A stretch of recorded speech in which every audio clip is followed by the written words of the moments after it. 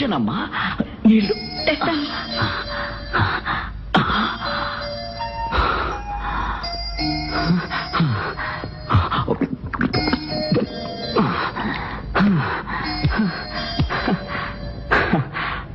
అమ్మా, సత్య ధర్మ అని పేర్లు పెట్టావా ఈ పాపిస్తోళ్ళకి?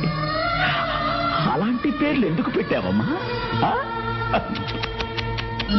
నువ్వేమన్నా కలగన్నావమ్మా ఇలాంటి పాపిస్తోళ్ళు నీ కడుపున పుడతారని? తల్లిగా నీ బాధ్యతను నెరవేర్చావు, అంతే అంతే. తప్పు నీది కాదమ్మా. సత్య ధర్మ